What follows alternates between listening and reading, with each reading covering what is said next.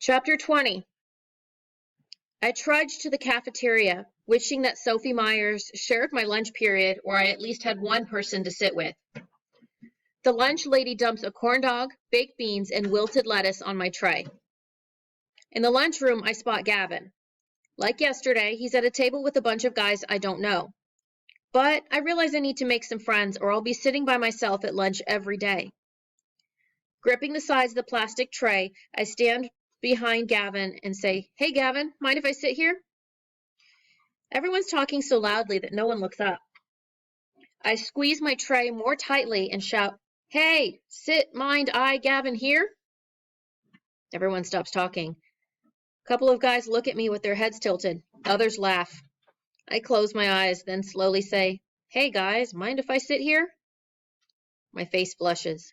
At least my voice didn't crack. I brace myself for Gavin to laugh and say, "No way, penguin boy. You can't even talk right." What he does is look around the table and say, "Oh, sorry, David, there's no room left." Why didn't I realize there was a butt on every single seat at the table before I made a fool of myself? "That's cool," I nod. "Next time." "Definitely," Gavin says, then goes back to talking with the guys. I hurry along the row and put my tray down at a table with only a few kids. They don't even look up. But while I'm shoving the rubbery corn dog into my mouth, a couple of kids look past me.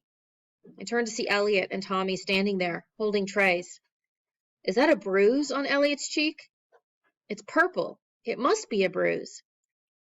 I turn back and look at my food. Go away. Hey, Tommy. Hey, Tommy says. I squeeze my eyelids closed. Hey, he says back more loudly and shoves his tray into my back. I swallow hard and turn my face to them. Tommy slings an arm over Elliot's shoulders.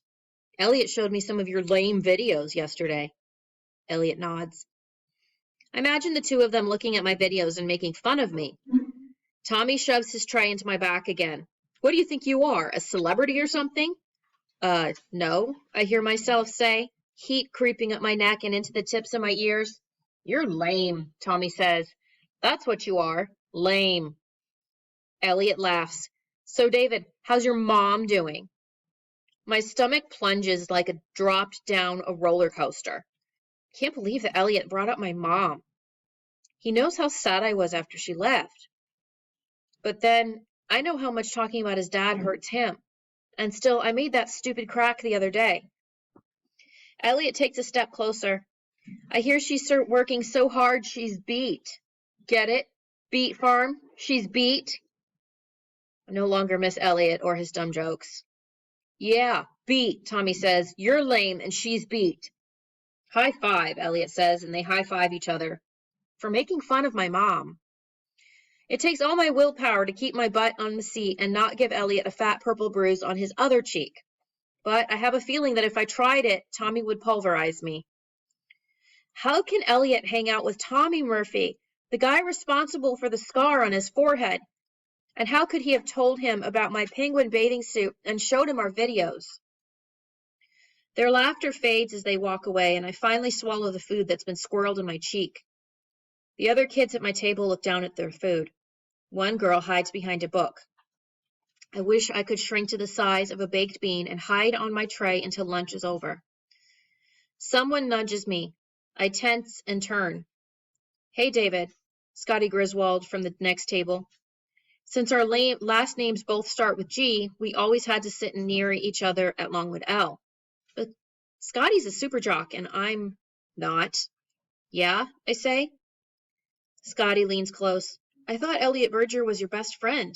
You guys always hung out together." Elliot sits a few tables away with Tommy and a bunch of other guys, laughing. Probably at me. I shrug at Scotty like it's no big deal, but there's a lump the size of a matzo ball lodged in my throat.